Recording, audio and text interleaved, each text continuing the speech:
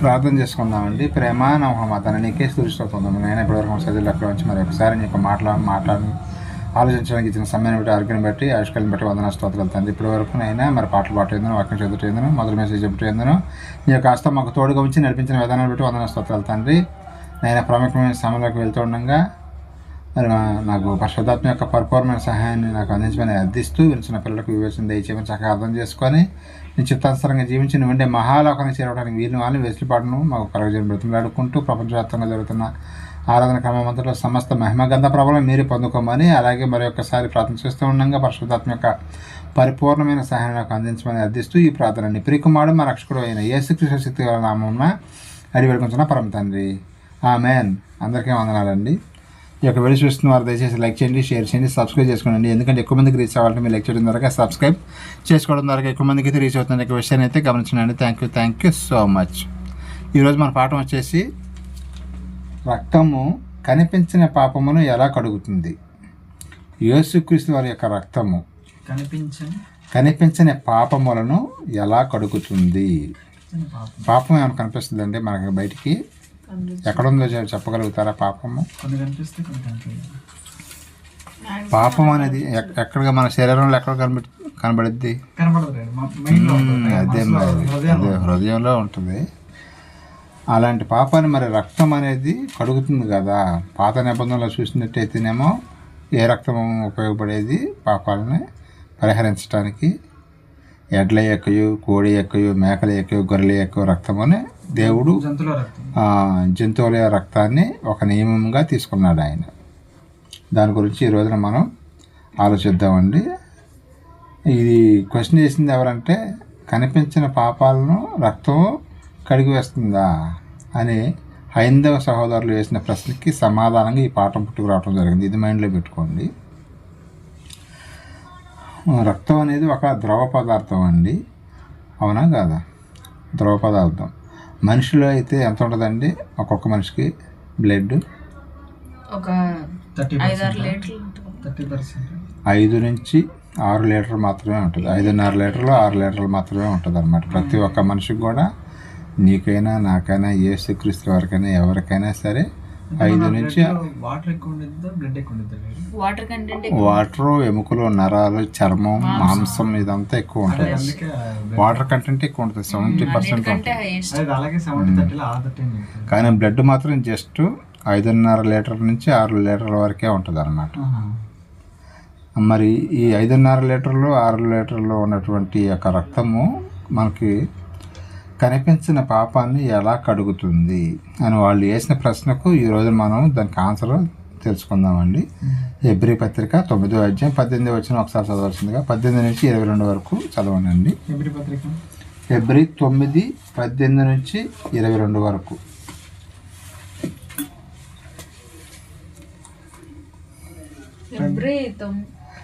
తొమ్మిదో అధ్యాయము 18 నుంచి 22 వచనం వరకు చదవండి. ఇందుచేత మొదటి నిబంధన కూడా రక్తము లేకుండా ప్రతిష్ఠించబడలేదు. మొదటి నిబంధన ఏదండి? పాత నిబంధన. పాత నిబంధన కూడా రక్తం లేకుండా పాపాలనంట కడగలేదట, ప్రతిష్ఠించలేదు.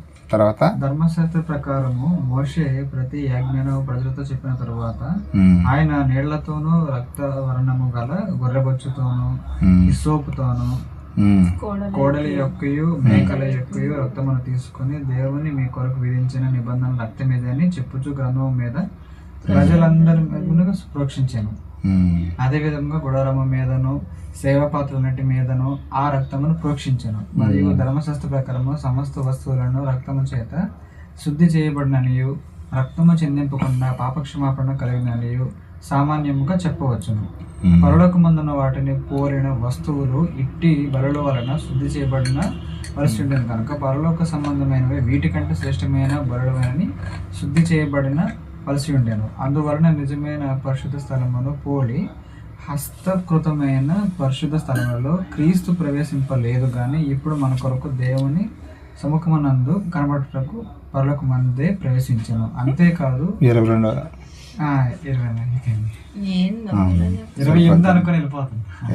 అండి సరిపోతుంది. ఇక్కడ మనం తెలుసుకోవాల్సింది ఏంటంటే, పాత నిబంధనలో పాపాలను కడగడానికి దేవుడు నియమంగా ఏమి తీసుకున్నాడు? జంతువుల రక్తం, మేకల రక్తం, గొర్రెల రక్తం. ఆ రక్తము ఆ ప్రత్యక్ష గుడారం ఉంది కదా, దాని యొక్క ఆకారం ఎలా ఉంటుందండి అని చెప్పగలుగుతారు? నేను చాలాసార్లు చెప్పాను, ఏమన్నా ఐడియా ఉందా? తర్వాత లోపలికి వెళ్ళిన తర్వాత కనబడింది మనకి ఆవరణము, అతి పరిశుద్ధ స్థలం.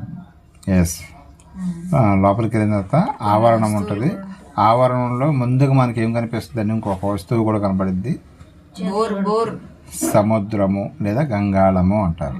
లేదా ఇప్పుడు బోర్లు వేస్తున్నా, అప్పుడు బోర్ ఉండవు, ఇప్పుడు బోర్లు ఏమి లేవు కాబట్టి గంగాళము అంటారు దాన్ని, లేకపోతే సముద్రము అంటారు. సో అంటే ఆ యొక్క వాటర్ ఉండే ప్లేస్ని సముద్రము అంటారు అన్నమాట. బైబిల్లో సముద్రం అని రాయించాడు దేవుడు. వీళ్ళే పోస్తారు దాంట్లో, వీళ్ళే తీసుకొచ్చి ఎందుకు ఉంచుతారంటే అక్కడ బలులు ఇస్తారు కదా, వీళ్ళు మేకల్ని, గొర్రెల్ని, పావురాలని అక్కడ బలిచ్చినప్పుడు రక్తం చేతికి అంటిద్ది కదా, బయటకు వచ్చి క్లీన్ చేసుకోవటానికి అనమాట. తర్వాత కొంచెం లోపలికి వెళ్ళిన తర్వాత ప్రత్యక్ష గుడారంలోకి వెళ్ళిన తర్వాత ఫస్ట్ ఏం తగిలిద్ది మనకి? పరిశుద్ధ స్థలం. తర్వాత అతి పరిశుద్ధ స్థలం. అతి పరిశుద్ధ స్థలంలోనికి సేవకుడు సంవత్సరానికి ఒకసారి వెళ్ళవలసి ఉంటుందంట. మిగతా రోజుల్లో పరిశుద్ధ స్థలంలోనే ఇక్కడే బలులన్నీ అర్పించటం, అవన్నీ కూడా మనం ఒక్కొక్కటి వస్తువులు అంతమంది మనం ఆలోచించాం కదా, మరి అక్కడే మనం చెప్పుకుంటూ కూర్చొని మనకు చాలా టైం అయిపోద్ది. కాబట్టి బలులు పాత నిబంధనలో ఎలా జరిగాయి అనే విషయం మీద మనం ఇక్కడికి వచ్చామన్నమాట. ఎలా జరిగాయి అంటే రక్తమే. ఇంకో విషయం ఏంటంటే ఇక్కడ రక్తం అనేది ప్రవహిస్తూ ఉంటుంటే జనాలను ఏం చెప్పాడు, ప్రజలకు ఏం చెప్పాడు ఆయన? తండ్రి అయిన దేవుడు, మీరు పాపం చేసినప్పుడు మీ పాపాన్ని బట్టి ఎందుకంటే అసలు పాపం చేసింది మనిషి కదా, మనిషిని చంపాలి దేవుడు. మరి మనిషిని చంపకుండా పావురాలని, కోళ్ళని, మేకల్ని ఎందుకు ఆయన బలివ్వమని చెప్పాడు? ఎందుకంటే తన రూపంలో మనిషిని చేసుకున్నాడు కాబట్టి, మనిషిని శిక్షించి మనిషిని వదులుకోవటం ఇష్టం లేక దేవుడు మనకు బదులుగా, ప్రజలకు బదులుగా వాటిని బలివ్వమని చెప్పాడు ఆయన. వీళ్ళు ఏం చేశారు? దాన్ని ఆసరాగా తీసుకొని పాపం చేయటం, వచ్చి బలియటం, పాపం చేయటం, బలియటం ఎక్కువైపోతుంది అనమాట. ముందే రెడీ చేసుకున్నారు, ఏదో పలానా పాపం చేస్తాను అనుకో, ముందే 2 పావురాలను, 2 కోళ్ళను, లేకపోతే ఏమిటి రెడీ చేసుకొని వచ్చి పాపం చేస్తున్నారు, మళ్ళీ ఇక్కడికి వచ్చి బలిస్తున్నారు. దేవుడికి ఇది సిస్టమ్ కరెక్ట్ కాదు. వీళ్ళు నేను ఒకటి చెబితే ఆయన ఏమనుకున్నాడు, రక్తం ఒలికినప్పుడల్లా నేను చేసిన పాపానికి అనవసరంగా మూగజీవాలు చచ్చిపోతున్నాయనే ఉద్దేశంతో ఇది చూసన్న మనసు మార్చుకుంటారు, పాపం చేయకుండా ఉంటారంటే వాళ్ళకి అలవాటుగా అయిపోయింది వాళ్ళకి. అందుకని ఎలా కాదు అని చెప్పేసి తర్వాత ఆలోచించి పవిత్రమైన. ఇంకో విషయం ఏంటంటే వీటిల్లో కూడా ఎలాంటి పాపం, కోళ్ళు ఏమైనా పాపం చేస్తాయండి, పావురాలు ఏమైనా పాపం చేస్తాయా, మేకలు ఏమైనా పాపం చేస్తాయా, గొర్రెలు ఏమైనా పాపం చేస్తాయా? ఎందుకంటే పాపం చేసింది మనిషి, కానీ పాపం చేయని వాటిని బలి చేయమని చెప్పాడు ఆయన. అలాగే ఆయన ఆలోచించిన తర్వాత ఇదంతా కాదులే కానీ ఎవరైనా సరే భూమి మీదకి వెళ్ళి వీళ్ళందరి కొరకు ఒకే ఒక్క ఆయన ఒక్కసారి కనుక బలి ఇస్తే కనుక ఈ బలులన్నీ ఆపు చేద్దామని చూశాడు. భూమి మీద చూస్తే ఎవరో కనపడలేదండి. భూమి మీద వెంగ చూస్తే భూమి మీద అప్పుడు చాలామంది ఉన్నారు, కానీ ఒక్కళ్ళలో కూడా పాపం లేకుండా నీతిమంతులు ఒక్కరు కూడా ఏదో ఒక చిన్న పొరపాటున ఉంటుంది అన్నమాట. అప్పుడు ఆయన పక్కనే ఉన్నటువంటి యేసుక్రీస్తుల వారిని అడిగాడనమాట ఆయన, మరి వీళ్ళందరూ నీ సహోదరులు కదా, నీ తమ్ముళ్ళు కదా, వీళ్ళ కొరకు నీవు రక్తాన్ని చిందిస్తావా అని అడిగితే ఆయన ఒక నిమిషం కూడా ఆలోచించకుండా సమాధానం చెప్పడం జరిగిందండి, నేను చిందిస్తాను. మరి అక్కడ భూమి మీదకి వెళ్ళినప్పుడు వాళ్ళు నిన్ను తిడతారు, తిట్టించుకుంటావా? తిట్టించుకుంటాను. కొరడాలతో కొడతారు, కొట్టించుకుంటావా? కొట్టించుకుంటారు. మొహం మీద కూడా ఉమ్మోస్తారు, వెనక నుంచి గుద్ది ఎవరు గుద్దారో చెప్పమని ఎగతాళి చేస్తారు. ఇవన్నీ కూడా భరిస్తావా అంటే భరిస్తాను తండ్రి అని ఆయన భూమి మీదకి రావటం జరిగింది అనమాట. ఇక్కడ మన టాపిక్ ఏంటంటే రక్తము మరి కనిపించిన పాపని ఎలా కడుగుతుంది? ఆ హైందవ సహోదరులు అడిగిన ప్రశ్నకి మనం ఈ రోజున ఆన్సర్ ఆలోచిద్దామండి. పాఠం అయిపోయే లోపల మీకు క్లారిటీ అనేది వస్తుంది అన్నమాట.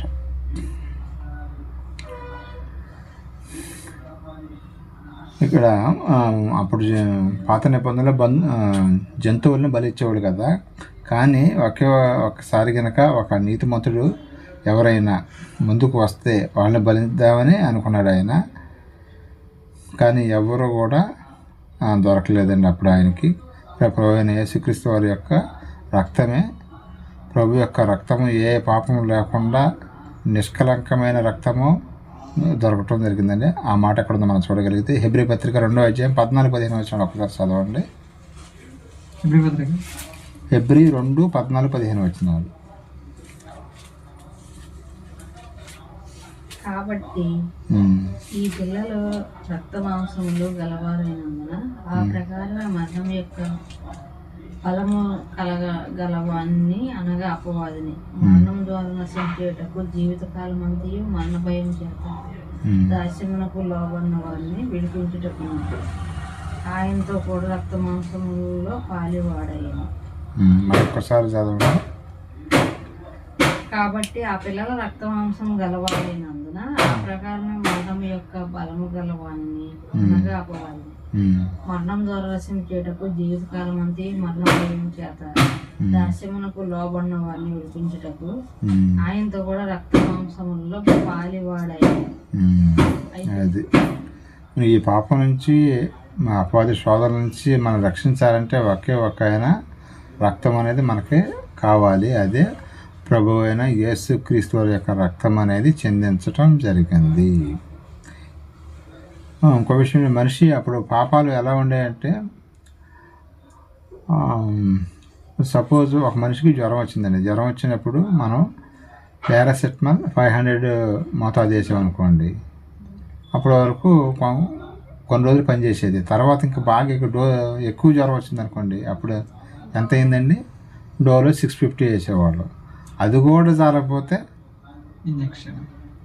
ఇంజక్షన్కి వెళ్ళటం జరిగేది. అని ఇట్లాగా మనిషి యొక్క పాపం కూడా ఆ రోజున ఇశ్రాయేలీయులు చేసిన ఆ పాపాల గురించి మనకు తెలియదు కాదండి. ఆ రోజున వాళ్ళు చాలా డోసు పెంచుకుంటూ వచ్చాడు దేవుడు, పెంచుకుంటూ వచ్చాడు. కానీ అసలు ఆ డోసుని మించిపోతున్నారు. ఇంకో విషయం, షుగర్ ఉండేవాళ్ళు కూడా అంతేనండి.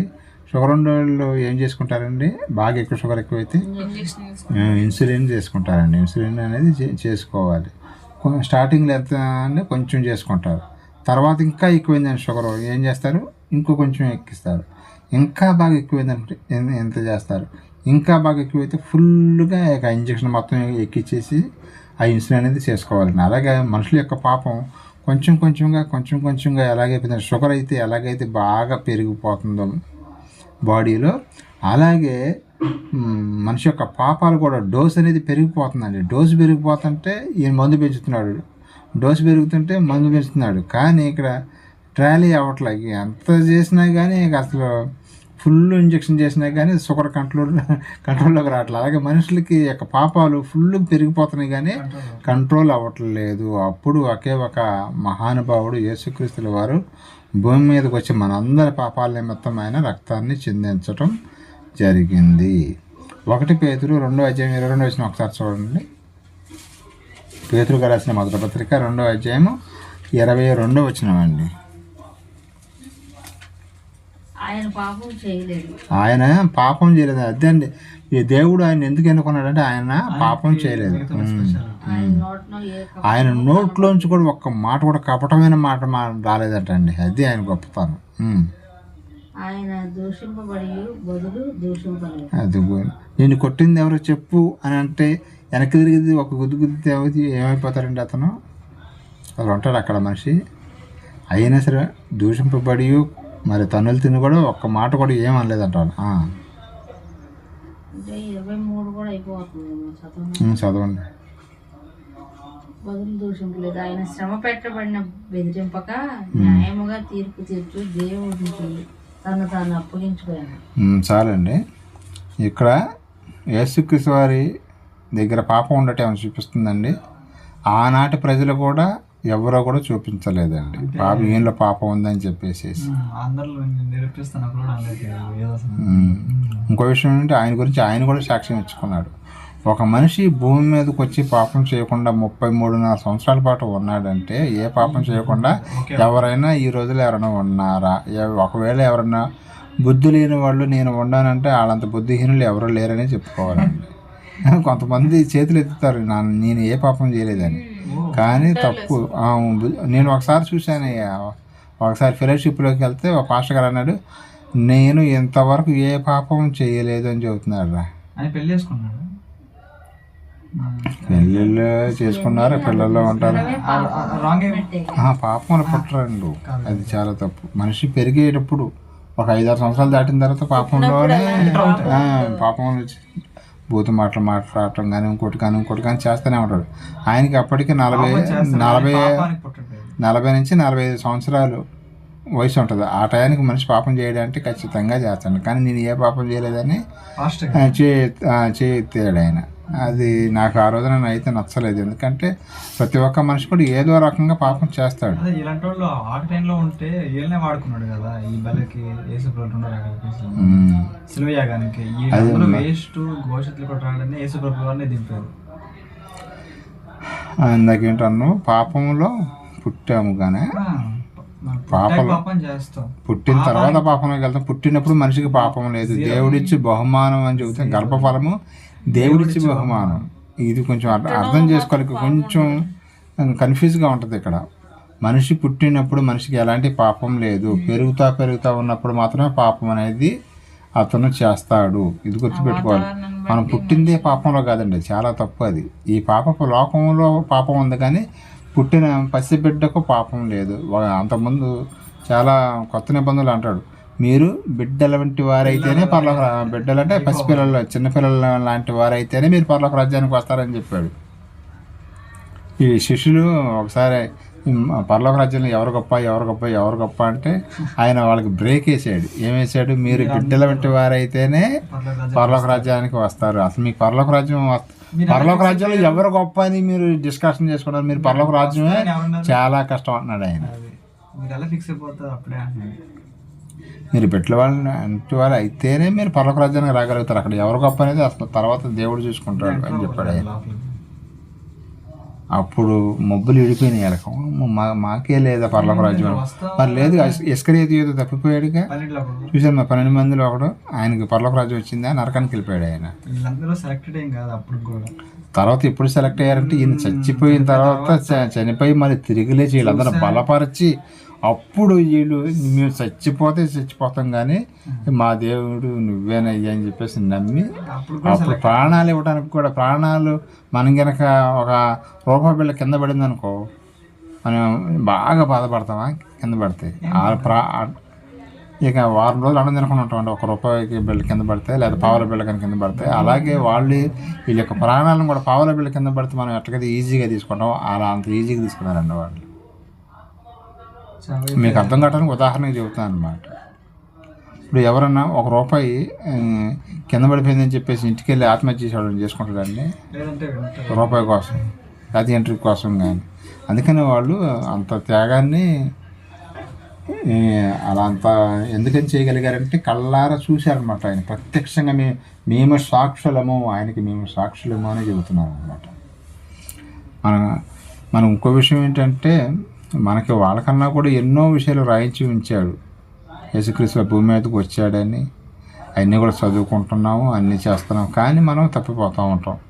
ఇంకో విషయం ఏంటంటే దేవుడు ఏదైతే చేయొద్దన్నాడో మన పక్కన ఒకడు ఉంటాడు చూసా, వాడు అదే చేపిస్తాడు మనతో.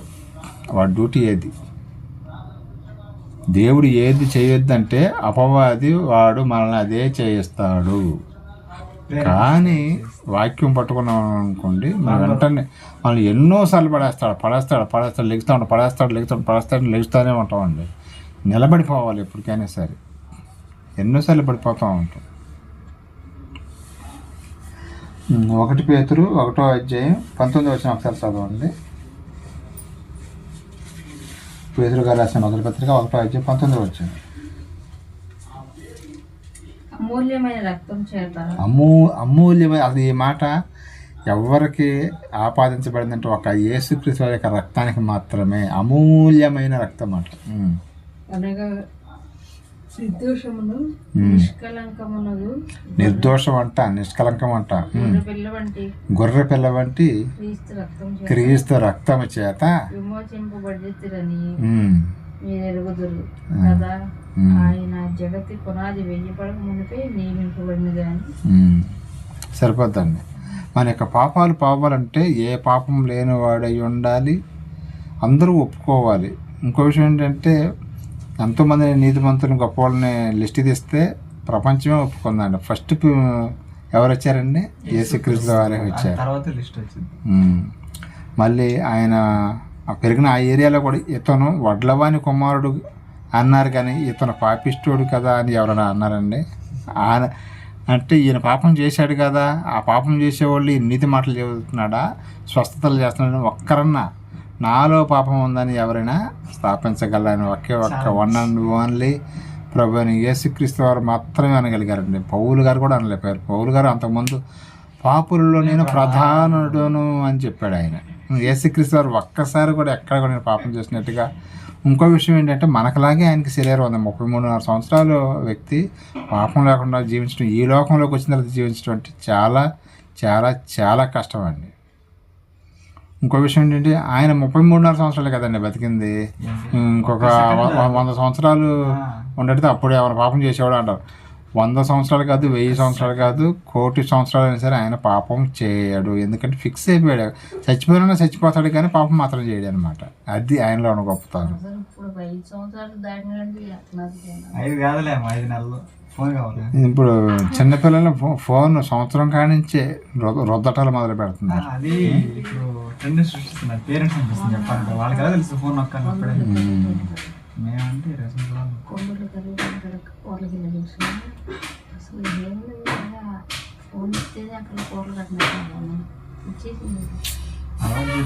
ఇక్కడ మన ప్రశ్న ఏంటంటే రక్తము కనిపించిన పాపమును ఎలా కడుగుతుంది అని అడుగుతున్నారు కదా హైందవ సహోదరులు.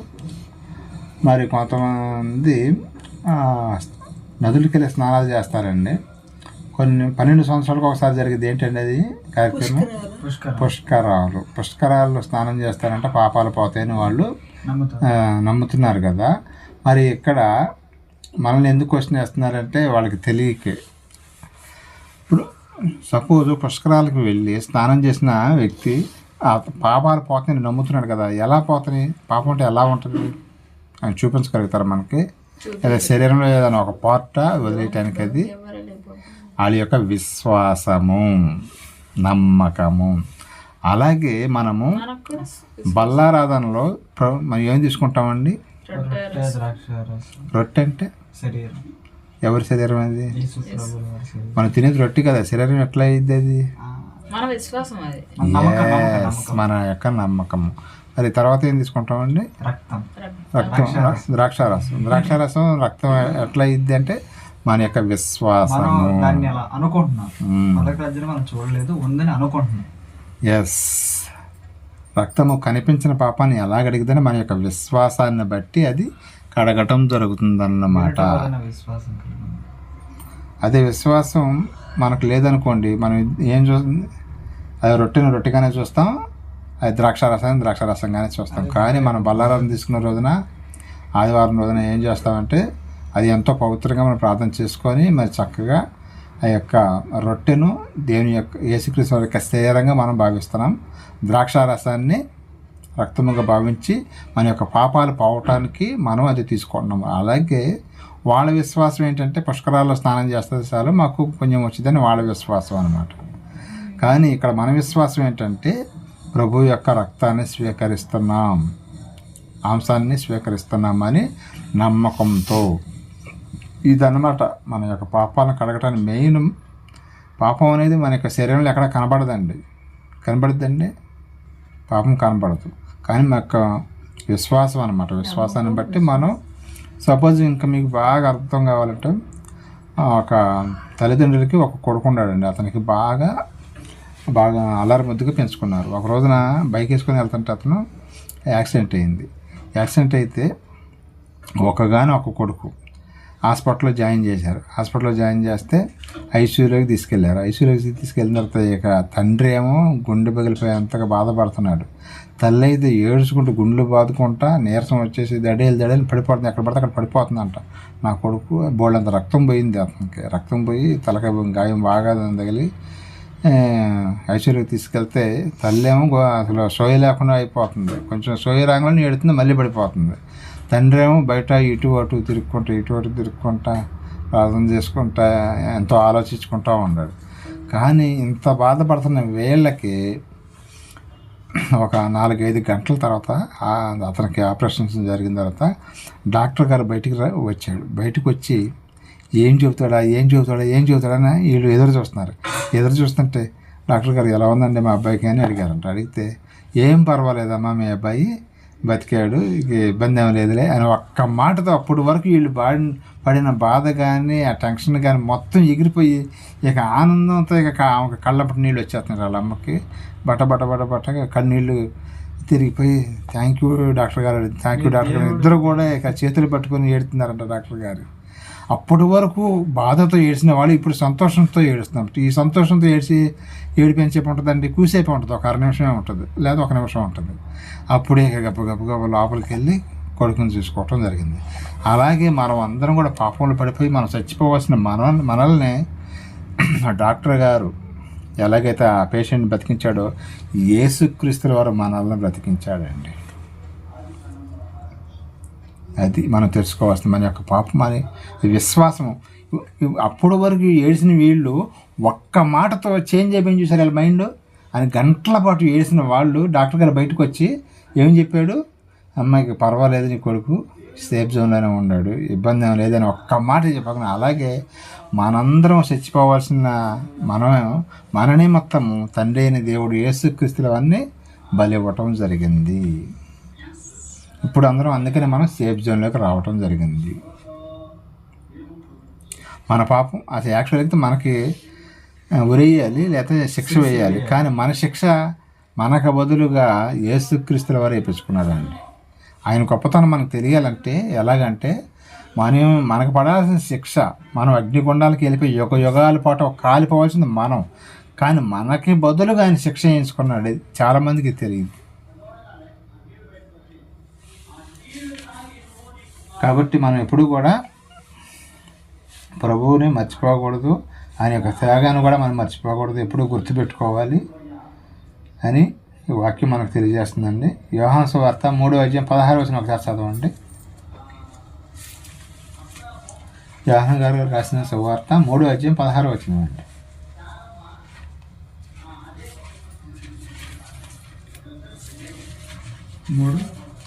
మూడు 16 యోహాను సువార్త 3:16. దేవుడు లోకమును ప్రేమించిన ఎంతో చూసారా. అందుకనే మనకి ఒక్కోసారి చూస్తుంటే ఎన్ని తప్పులు చేస్తున్నా, ఎంత పాపం చేస్తున్నా, వీళ్ళని ఎందుకు క్షమిస్తున్నాడు అని మనకే కోపం వస్తూ ఉంటుంది. ఇప్పుడు 5 నెలల పాపని మానభంగం చేశాడని, సంవత్సరం పిల్లల్ని మానభంగం చేశాడని విన్నప్పుడు మనకి ఎట్లా అనిపిస్తుంది, అసలు వీళ్ళకి ఏం మైరాగం వచ్చింది, ఇలా చేస్తున్నారు అని మనకు కోపం వస్తుంది. కానీ దేవుడు మరి అలాంటి వాళ్ళని శిక్షించడానికి శిక్షిస్తాడండి. మరి అలాంటి వాళ్ళని చెయ్యవని కదా ఆయన ఉద్దేశం. చేసినా కూడా మనమైతే క్షమించలేము, కానీ అదే ప్లేస్లో మన కొడుకు ఎవరైనా కొడుకు కానీ కూతురు కానీ మనకు తెలిసిన వాళ్ళు తప్పు చేసారు మనకి ఎట్లా ఉంటుందండి, ఇవి ఒకసారి క్షమిస్తే బాగుండేమో అనిపిస్తుంది. కోర్టుకి తీసుకెళ్తారు, అక్కడ వాదనలు జరుగుతాయి. జరిగినప్పుడు తల్లిదండ్రులకి ఎలా ఉంటుందండి, ఇప్పుడు మిగతా వాళ్ళందరికీ కోపం వచ్చింది వాడు చేసిన పనికి. తల్లిదండ్రులకు కూడా తప్పేం తెలుసు, అయినా సరే తల్లిదండ్రులే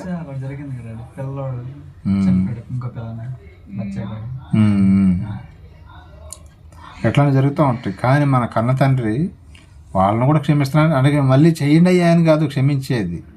వ్యభిచారం చేస్తున్న స్త్రీని యేసుక్రీస్తు దగ్గరికి తీసుకొస్తే ఏం చెప్పాడు, అమ్మా నేను శిక్షించను. వాళ్ళందరూ వచ్చి ఏమో తప్పు చేసిందంటే ఈయన క్షమించాడా శిక్షించాడా అని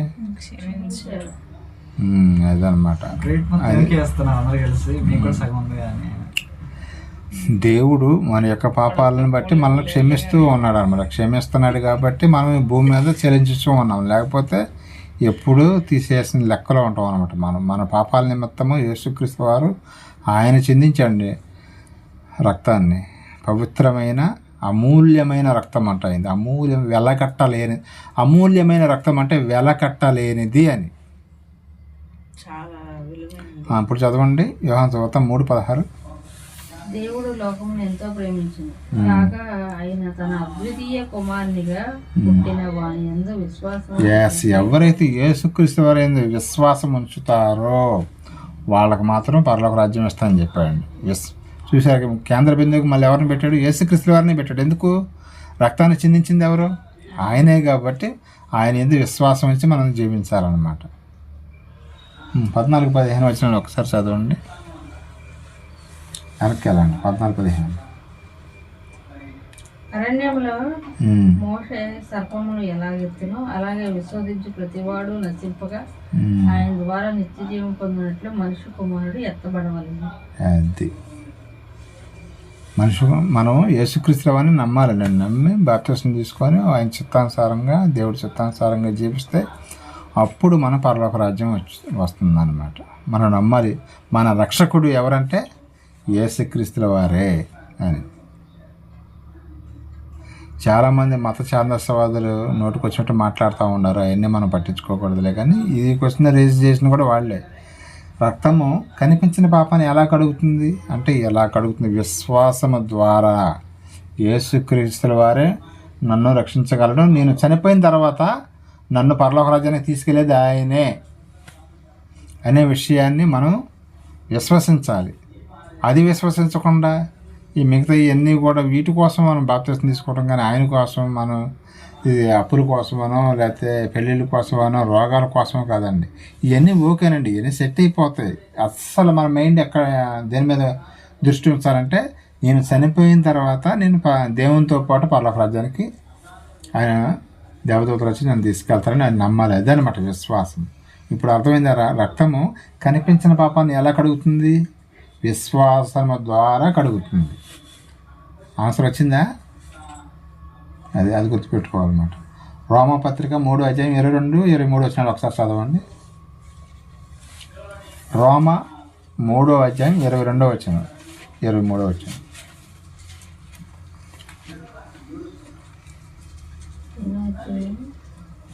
రోమపత్రిక 3:22-23 వచనాలండి. 3:22-23.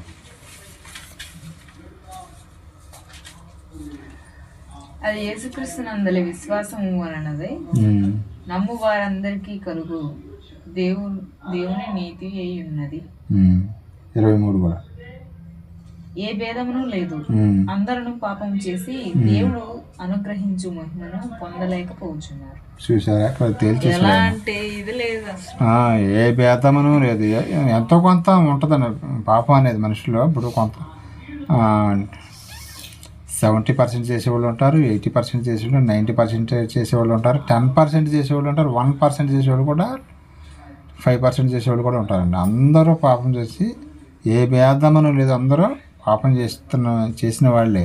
కానీ ఈ యొక్క పాపం కడగబడాలంటే అమూల్యమైన రక్తం ఒకటి కావాలి. అదే ప్రభు యొక్క రక్తం అన్నమాట. ఆయన యొక్క రక్తమే మన యొక్క పాపాలని కడగగలదు. కానీ లేకపోతే ఎవరు కూడా మన యొక్క పాపాలని ఇప్పుడు మన పాపం కడగబడిందని మనకి ఎలా తెలుస్తుందండి? మనం విశ్వసించడం ద్వారా బాప్తిసం తీసుకోవడం ద్వారాగా మనం మన యొక్క పాపాలు అనేది పోతున్నాయి. ఇది తెలుసుకోవాలండి ఎవరైనా సరే. మన క్రైస్తవులే కానీ హైందవ సహోదరులు కానీ ఇది తెలుసుకుంటే వాళ్ళకి ఆన్సర్ వచ్చేసినట్టే అనమాట. మన పాపం ప్రభు యొక్క రక్తంలో కడగబడుతుంది. మరి 5.5-6 లీటర్ల రక్తముతో ఏమైనా మన బాప్తిసం తీసుకున్న రోజున రక్తం ఏమైనా జల్లుతున్నారండి మన మీద కడగబట్టడానికి? రక్తం ఏమైనా జల్లుతారా? జల్లరా అండి. రక్తం నీళ్ళల్లో అట్లా మంచి పైకి లేరు. అది మనం విశ్వసిస్తున్నాం. నేను చనిపోయాను, మళ్ళీ ప్రభు వచ్చినప్పుడు నన్ను పైకి లేపుతాడు, అలాగే మనం చనిపోయిన తర్వాత మళ్ళీ లేపుతాడు అని ఒక విశ్వాసం ద్వారాగా మనం బాప్తిసం తీసుకుంటున్నాం అన్నమాట. ఇంకా మనం చూడగలిగితే ఆ 24 వచనం కూడా చూడండి.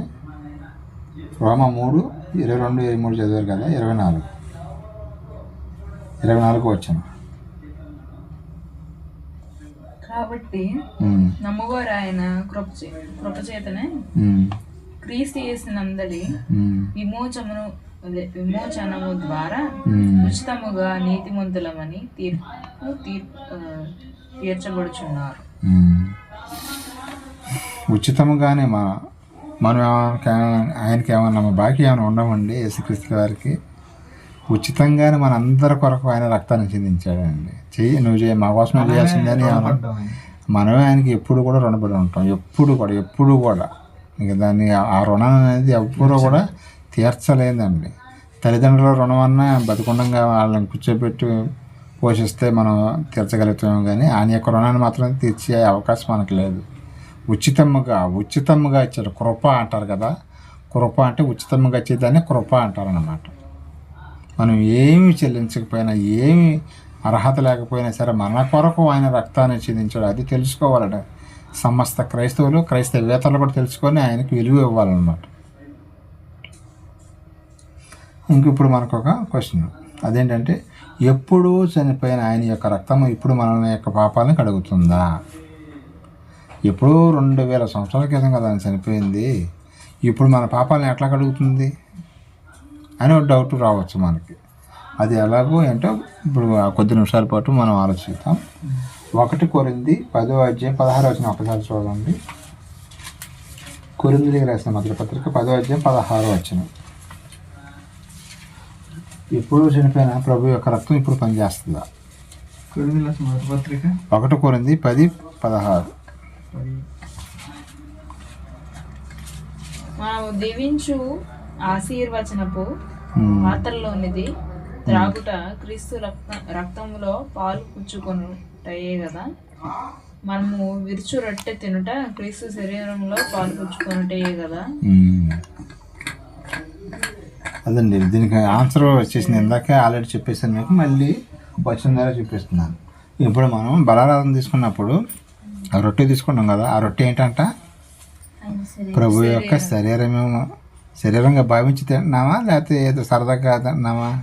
సరదాగా తింటే కుదరదండి. అది ఎంతో పవిత్రమైన ఆయన యొక్క మాంసాన్ని తీసుకుంటున్నాం, మనం ప్రభు యొక్క శరీరాన్ని భుజిస్తున్నాం. అలాగే రక్తాన్ని కూడా స్వీకరిస్తున్నాం. ద్రాక్షారసం ఏంటండి? రక్తం అన్నమాట. ఇప్పుడు ఎట్లాగైతే మనము వీటిని మనం తీసుకుంటున్నామో, ఇప్పుడు మన క్వశ్చన్ ఏమనుకున్నామండి, ఎప్పుడూ చనిపోయిన ఆయన యొక్క రక్తము ఇప్పుడు మన పాపాలని పరిహరిస్తుంది అంటే ఎస్, ఖచ్చితంగా పరిహరిస్తుందండి. మరి ఆయన యొక్క రక్తంగా, ఆయన యొక్క మాంసంగా భావించి మనం మరి ప్రతి నెల కూడా తీసుకుంటున్నాం లేదండి? రొట్టె ద్రాక్షారసం తీసుకుంటున్నాం కాబట్టి మన యొక్క పాపాలన్నీ కూడా కడగబడుతున్నాయి. మనం ఎవరి యొక్క రక్తాన్ని, శరీరాన్ని ఎందుకు నిమిత్తం తీసుకుంటాం? మా పాపాలని కడగాలని తీసుకుంటున్నామండి. నేను చేసిన తప్పులన్నీ కూడా క్షమింపబడాలని చెప్పేసి మనం ఆ పని చేస్తున్నాము. ఏదో ఆచారంగా వాళ్ళు చేస్తున్నారు, ఆ చర్చలు చేస్తున్నారు, ఈ చర్చ వాళ్ళు చేస్తున్నారని కాదండి, ఆ మందిరం వాళ్ళు చేస్తున్నారని కాదు. మనం ఎందుకు చేస్తున్నామంటే మనం కూడా ప్రభువు వచ్చేటప్పుడు రెండో రాకడలో మనం ఆయన దగ్గరికి వెళ్ళాలి అనే ఒక కోరికతో చేస్తున్నాం అన్నమాట, ఒక బాధ్యతతో చేస్తున్నాం.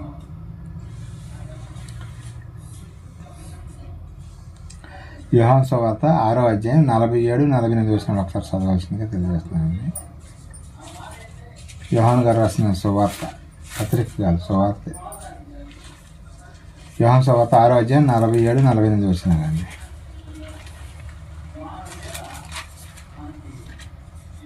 విశ్వసించువాడే నిత్య జీవము గలవాడు, జీవాహారము లేని ఈ పితరులు అరణ్యంలో మన్నాను తిని చనిపోయారు. దీన్ని తినివాడు చావుకున్నట్లు పరలోకం నుండి దిగి వచ్చిన ఆహారం ఇది. అది పరలోక రాజ్యం నుంచి ఆహారం దిగి వచ్చిందంటే ఏమి ఆహారం అది? అప్పుడు వాళ్ళు మన్నా తిన్నారు, ఇప్పుడు మళ్ళీ ఇప్పుడు వచ్చిన చదవండి.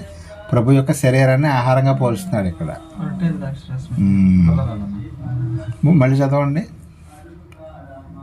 విశ్వసించు నిత్యము జీవము గలవాడు, జీవాహారము నేను. ఇక జీవాహారం ఆయనేనంట. మీ పితరులు అరణ్యంలో మన్నాను తినను చనిపోయారు, దీన్ని తినేవాడు చావకున్నట్లు పరలోకం. వాళ్ళు మన్నాదన్నా చచ్చిపోయారులే, కానీ దీనిని అంటే ఇది ఎక్కడ ఏంటిది? ఇది ప్రభు యొక్క శరీరము. దీనిని అంటే ప్రభు యొక్క శరీరం అని అర్థం అనమాట. తినేవాడు చావకున్నట్లు పరలోకం నుండి దిగి వచ్చిన ఆహారం. అది పరలోక రాజ్యం దిగి వచ్చింది ఎవరు? యేసుక్రీస్తు వారు మన కోసం వచ్చాడు ఆయన. అప్పుడు వాళ్ళు మన్నా తిన్నా సరే చచ్చిపోయారు అరణ్యంలో, కానీ నా యొక్క శరీరాన్ని తిన్నవాడికి చావు లేదు అని చెబుతున్నాడు ఆయన. పరలోక రాజ్యానికి వస్తారు మీరు. రొట్టె ద్రాక్షారసం ఎవరైతే తీసుకున్నారో వాళ్ళు ఎందుకు తీసుకున్నామంటే ప్రభువు వచ్చినప్పుడు మనం తీసుకెళ్తాడనే ఉద్దేశంతో మనం అది తినేది. జీవాహారాన్ని నేనే అన్నాడా? నేనే అని నేను కూడా అన్నాడా? నేనంటే ఇంక నేను తప్ప ఇంకెవరు లేరు. నేనే అంటే వన్ అండ్ ఓన్లీ అని అర్థం అండి. ఇక ఆయన తప్ప ఇంకెవరు శరీరం తీసుకున్నా, ఎవరు రక్తం తీసుకున్నా సరే మనం నరకానికి వెళ్తాం. కానీ ఆయన యొక్క శరీరాన్ని, రక్తాన్ని మాత్రం తీసుకుంటాను పరలోక రాజ్యాన్ని వెళ్ళడానికి మనకి అవకాశం ఉంది, లేకపోతే లేదు అని చెప్పడం జరుగుతుందండి. ఇంకా మనం చూడగలిగితే అక్కడే యోహాను సువార్త 8:24 వచ్చిన ఒకసారి చూడండి. యోహాను సువార్త 8:24 వచ్చినవండి. మీ పాపములోనే ఉండి మీరు చనిపోవుదరని మీతో చెప్పితిని. నేను ఆయననని మీరు నివసించడని ఎడల విశ్వసించని ఎడల మీరు మీ పాపములో నుండి చనిపోవుదరని వారితో చెప్పింది. ఎవరైతే ప్రభువుని నమ్ముతారో వాళ్ళు మాత్రమే పరలోక రాజ్యానికి వస్తారు. కానీ ఆయన విశ్వసించకుండా, ఆయన నమ్మకుండా పరలోక రాజ్యానికి వెళ్ళే అవకాశం ఎక్కడైనా ఉందండి? లేదండి. మరి ఈ ప్రపంచంలో ఎంతోమంది దేవతలు ఉన్నారండి, కానీ మన పరలోక రాజ్యానికి తీసుకెళ్ళేది మాత్రం ఆయన వన్ అండ్ ఓన్లీ. ఆయన మాత్రమే, ఇక వేరే మార్గం అనేది లేదండి. నువ్వు 100 కోట్లు ఇచ్చినా నేనే మార్గము, నేనే సత్యము, నీ నా ద్వారా తప్ప ఎవడో కూడా తండ్రి యొద్దకు రాడు. నా ద్వారానే తప్ప తండ్రి యొద్దకు రాడు అని చెబుతున్నాడు. అప్పుడు మనం ఏం చేయాలండి? ఖచ్చితంగా ఆయన్నే మనం విశ్వసించాలి, ఆయన్నే ఆరాధించాలి. తండ్రి అయిన ప్రార్థన చేసేది తండ్రి అయిన దేవునికి యేసుక్రీస్తు వారి ద్వారాగా మన యొక్క ప్రార్థనలన్నీ కూడా ఆయనకి చేరాలన్నమాట. అందుకని మన పరలోక రాజ్యం వెళ్ళాలంటే ఏం చేయాలండి? బాప్తిసం తీసుకోవాలి, మన పాపాలను కడుక్కోవాలి, బలారాధనలో పాల్గొనాలి, కొద్దిమందికి దేవుని మాటలు చెప్పాలి లేదా చెప్పించాలి. అది స్వచ్ఛమైన నిర్మలమైన వాక్యమని చెప్పించాలి. మంచి వాక్యాన్ని, జీవవాక్యాన్ని, కరెక్ట్ అయిన వాక్యాన్ని చెప్పించాలి. అలా చెప్పించకపోతే మాత్రం చాలా రిస్కులో పడతామండి. ఎవరిని పడితే వాళ్ళని తీసుకొచ్చి కూర్చోబెట్టి చేసామనుకోండి చాలా ఇబ్బంది అవుతుంది. రేపు పొద్దున లెక్క అడుగుతాడు ఆయన. అతను సరైన వాక్యం చెప్పలేదు అనుకోండి, మనల్ని కూడా క్వశ్చన్ వేస్తాడు. అతను ఎందుకు పిలిపించావు సరైన వాక్యం చెప్పకుండా అని అన్నప్పుడు సమాధానం ఏం చెబుతామండి? మనం తెలియకున్నప్పుడు ఏదో చేసేసాం, అయిపోయింది. తెలిసి బ్రతుకుంటూ ఎవడన్నా బ్రతుకులో మనం ఏదైనా దారిని వెళ్తాం అనుకోండి, అది కొత్తోడైతే వెళ్ళి దడేలింది దాంట్లో పడతాడు. అది మనం ఆల్రెడీ ఒకసారి అక్కడ పడ్డాం అనుకో, ఆ చుట్టుపక్కల ఏరియాలో ఉంటుందని తెలుసు అనుకోండి, ఏం చేస్తాం? స్లోగా నిదానంగా దిగి వెళ్తాం. అది స్పీడ్కి వెళ్ళి గతక్కన గుద్దుకుంటామండి. అందుకనే మనం వాక్యం తెలిసే వరకే మరి స్కానింగ్ చేయగలుగుతున్నామండి. ఏది మంచి వాక్యము, ఏది జనాన్ని మాయ చేసే వాక్యం అనేది మనకు అర్థమైపోతుంది. అట్లాంటి వాక్యం మరి తెలిసి కూడా మళ్ళీ తప్పు చేయాలంటేనేమో మనసేమో నాకు బాధ అనిపిస్తుంది అట్లాగనమాట. కాబట్టి మనము ప్రభు యొక్క రక్తము కనిపించిన పాపాన్ని ఎలా కడుగుతుందంటే మన విశ్వాసం ద్వారా మనం ఆయన యొక్క రక్తం నన్ను పరలోక రాజ్యానికి చేర్చగల రక్తం అని మనం నమ్ముతున్నాం. కాబట్టి మన యొక్క పాపాలు కొట్టివేయబడుతున్నాయి. నమ్మకపోతే పాపాలు అలాగే ఉంటాయండి. కొంతమంది 30, 40, 50 సంవత్సరాలు వదులుతారు, 70 సంవత్సరాలు వదులుతారు, కానీ బాప్తిసం తీసుకుంటే తీసుకోరు. వాళ్ళు చనిపోయిన తర్వాత ఎక్కడికి వెళ్తారంటే నరకానికే పోతారండి. ఎంత చెప్పినా కానీ వినిపించుకోరు. ఏ లోక సంబంధమైన ఏదో చేయాలని, ఏదో వ్యాపారం చేయాలని, ఏదో డబ్బులు సంపాదించాలని. డబ్బు వద్దంటలేదండి, డబ్బు సంపాదించుకోండి. ఏది తిండికి, బట్టలకి, అప్పులకి, వీటికి సరిపడా. కానీ కోట్లు కోట్లు సంపాదించాలనో ఎంత సంపాదించాలన్నా ఆరాటం ఉన్నా కానీ ఎంత అది వర్కౌట్ కూడా అవ్వదండి అసలు కొంతమందికి. కానీ కానీ బాప్తీసం తీసుకోరు. అందుకని బాప్తీసం తీసుకొని ఒక టికెట్ తీసుకొని ఉన్నాం అనుకోండి, దేవుడు గబుక్కన టికెట్ తీసుకున్న వాళ్ళందరూ ఎక్కేసేయండి అంటే మన కనుక ఆయన కిబోసియో గారు 25 చేసిన వాళ్ళు కాదు 20 చేసిన వాళ్ళు కూడా రాని అన్నాడు కదా మీటింగ్కి లాస్ట్లో. 5 చేసిన వాళ్ళు కూడా కొంతమందికి అవకాశం ఇచ్చాడు. ఎందుకంటే అలా ఆయన దగ్గరికి క్లోజ్గా ఉండేవాళ్ళని కొంతమందిని పిలిచాడు 5 చేసినా కూడా. అలాగే యేసుక్రీస్తు అలాగే దేవుడు గారి టైంకి ఇప్పుడు ఈ భూమి మీద ఎన్నో ఇబ్బందులు పడారు, రాని వచ్చేసేయండి అన్నాడు పర్లోక రాజ్యానికి. బాప్తీసం తీసుకున్న వాళ్ళందరూ వచ్చేసేయండి, సువార్త చేయకపోయినా ఆయన ఒక మాట అన్నాడు. ఎందుకంటే ఆయన లోకం ఎంతో ప్రేమించిన కాబట్టి మనం అందరం కూడా పర్లోక రాజ్యం వెళ్ళిపోయే అవకాశం ఉంటుంది అన్నమాట.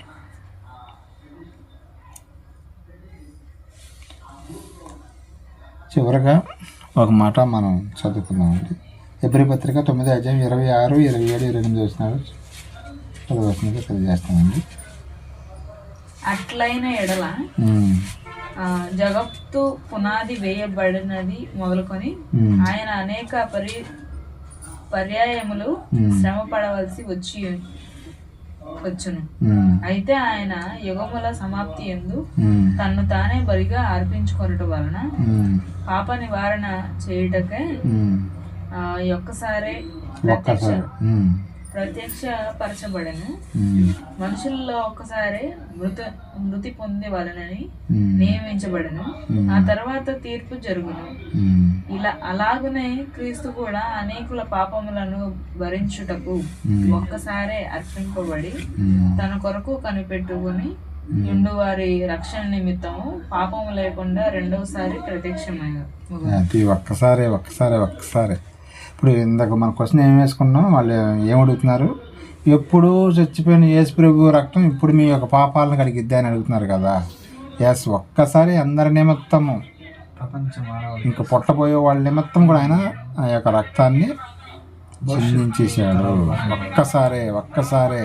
ఒక్కసారి ఆయన శిలువలో రక్తాన్ని చిందించాడు. ఎందుకంటే అమూల్యమైన రక్తము, ఎంతో పవిత్రమైన రక్తము కాబట్టి అంతమందికి కూడా సరిపోతుంది అనమాట ఆ రక్తం. అంతమంది పాత నిబంధనలు వాళ్ళు ఏం చేసేవాళ్ళు, ఒక పాపం చేయటం, ఒక కోడిని కానీ లేదా పావురాన్ని కానీ గొర్రెని కానీ బలిచ్చేవాళ్ళు. మళ్ళీ ఏం చేసేవాళ్ళు, మళ్ళీ పాపం చేసినప్పుడు మళ్ళీ బలి చేయాలా? ఎస్, మళ్ళీ బలించాలా. రెండో పాపం తప్పు చేసాడు అనుకోండి, మళ్ళీ దాన్ని కూడా పావురం లేకపోతే కోడో లేకపోతే మేకో గొర్రెో ఎడ్లో ఏవాడు బలిచ్చేవాడు. అట్లా చేస్తూ ఉండేవాళ్ళు. కానీ ఇదంతా కాదు, ఒక్కసారి దీన్ని ఫుల్ స్టాప్ పెట్టాలి. ఈ నోరు లేని జీవాళ్ళని భరించినంత మాత్రాన వీళ్ళ యొక్క మనసు మారట్లేదు. అందుకని అమూల్యమైన రక్తము చూస్తే ఒక యేసుక్రీస్తు వారి యొక్క రక్తం కాకుండా ఇంక ఎవ్వరికీ సాధ్యపడలేదండి ఎలిజిబుల్ అవ్వడానికి. అందుకనే ఆయన ఒక మాట కూడా అంటాడు, ఈయనే నా ప్రియకుమారుడు, ఈయన ఎందు నేను ఆనందించున్నానని. ఎవరి గురించి అన్నాడండి? వన్ అండ్ ఓన్లీ ప్రభువు గురించి అన్నాడండి, తండ్రి అయిన దేవుడు. ఆ మాట అర్హత ఆయన ఒక్కడికే ఉంది. అందుకని ఆయన యొక్క రక్తము మాత్రమే, క్రీస్తు రక్తము మాత్రమే మనకి రక్షణలోనికి తీసుకెళ్ళగలదు, మనల్ని విమోచింపగలదు. ఆయన ఒక్కసారి బలి చేయబట్టడం జరిగిందండి. ఆ కల్వరి సిలువలో, ఆ సిలువయ్యాక మనందరికీ తెలిసిందే కండి. ఆయన ఆ నైట్ నుంచి కొరడాలతో కొట్టుకుంటా మార్గంలో ఆ సిలువ మొయ్యలేక ఆయన కింద పడేస్తున్నా కానీ మళ్ళీ ఏం చేశారంటే మళ్ళీ బలవంతంగా భుజం మీద పెట్టడం, మళ్ళీ కొరడాలతో కొట్టడం, మా తలకు మళ్ళీ ముళ్ళ కిరీటం పెట్టడం, మరి కాళ్ళకి చెప్పులు పుళ్ళు, కాళ్ళకి ఎన్ని గాయాలైనాయో అసలు ఇవన్నీ తలుచుకుంటుంటే ఇదేంటంటే మనం తెలుసుకోవాల్సింది ఏంటంటే మన నిమిత్తము ఆయన ఈ శిక్ష వేయబడింది. అది గుర్తుపెట్టుకోవాలి. మనకు పడాల్సిన శిక్ష అన్నమాట. మనల్ని సిలువేయాలి, మన కొరడాలతో కొట్టాలి, మనల్ని బూతు మాటల్లో తిట్టాలి. కానీ ఇవన్నీ కూడా ఆయన మన నిమిత్తము వహించాడు, సహించాడు. అందుకని ప్రభు యొక్క రక్తం అమూల్యమైన రక్తం అన్నమాట. ఆయనలో ఏ పాపం లేకపోయినా సరే, ఏ కపటం లేకపోయినా సరే ఆయన రక్తం చిందించడం జరిగింది. ఆయన బాడీలో ఉన్న రక్తం ఎంత చిందిందో తెలుసానండి. ఆ కొరడాలతో కొట్టినప్పుడల్లా అంటే ఆ రక్తం చింది మొత్తం చనిపోయటానికి బ్లడ్ లేకుండా అయిపోయింది అన్నట్టుగా శాస్త్రవేత్తలు చెబుతున్నారండి. ఇందాక చెప్పాను కదా, 5.5 నుంచి 6 లీటర్ల వరకు ఉంటుంది బాడీలో రక్తం, కానీ చనిపోయేటానికి మొత్తం కూడా ఆ రక్తం అనేది అయిపోవటం జరిగింది. ఎందుకు చిందించాడంటే నీ కొరకు, నా కొరకు, సమస్త మానవాళి కొరకు ఆయన రక్తము చిందించడం జరిగింది. ఆ రక్తం ద్వారానే మనకి పాప విమోచన రావటం జరిగింది. ఇప్పుడు ఆన్సర్ వచ్చిందండి. రక్తము కనిపించిన పాపాన్ని ఎలా కడుగుతుంది అంటే మనం విశ్వసించడం ద్వారానే ఆ యొక్క పాపం అనేది కడగబడటం జరుగుతుంది. విశ్వసించాలండి. ఆయనే యేసుక్రీస్తు అందరికీ ప్రభువు, కొందరికీ ప్రభువు అండి. ఆయన అందరికీ ప్రభువు అండి. ఆయన ప్రపంచంలో ఉన్న ప్రతి ఒక్కరు కూడా ఆయనే ప్రభువు, ఆయనే రక్షకుడు. మన పరలోక రాజ్యం వెళ్ళాలంటే ఇక ఎవ్వరి వల్ల మనకి దారి లేదండి. నేనే మార్గం అన్నాడు. ఆయన మార్గంలో నడిస్తేనే మనకి పరలోక రాజ్యము, లేకపోతే నిత్యము అగ్నికొండంలోకి వెళ్ళిపోవాల్సింది. నిత్యం ఎప్పుడు కూడా రగులుతూనే ఉంటుందండి అగ్నికొండం. అది ఇప్పుడు జస్ట్ యాతన పడే స్థానంలోనే ఉండాలి. రేపు పొద్దున్న తీర్పు అయిపోయిన తర్వాత మళ్ళీ అగ్నికొండంలోకి వెళ్ళాల్సి వచ్చింది అందరూ కూడా.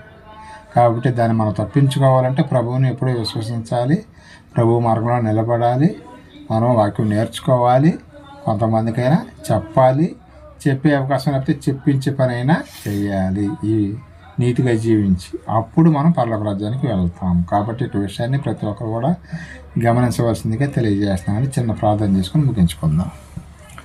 ప్రేమ నమ్మకం అతను నీకే స్తోత్రం. నేను ఇప్పటివరకు నీ పిల్లలకు నీ మాటలు చెప్పాను తండ్రి.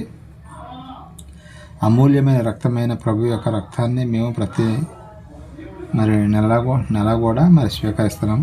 ఎందుకంటే మేము నీ యొక్క రాజ్యంలో మేమందరం కూడా, మేమే కాదు తండ్రి, నేను క్రైస్తవులైన ప్రతి ఒక్కరూ కూడా, ఇంకా ఎంతోమంది నీ నామం తెలియక క్రైస్తవేతరులు కూడా నడుతుంటారు. వారు కూడా రక్షణ కోసం సహాయం తెచ్చేయమని, వారు కూడా వారి మీద కూడా కనికరపడవని, వారిని కూడా రక్షించమని వృత్తిలాడుకుంటూ, ఒకప్పుడు మేము కూడా ఎన్నో మూర్ఖమైన పనులు చేశాం తండ్రి.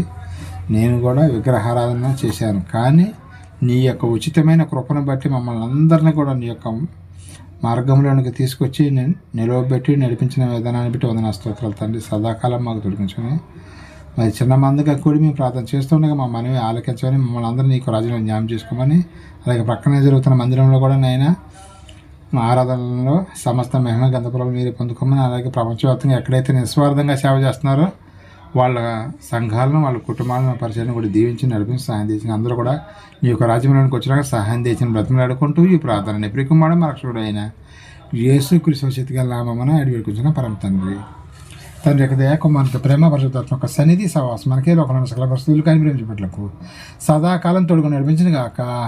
ఆమేన్. అందరికీ వందనాలండి.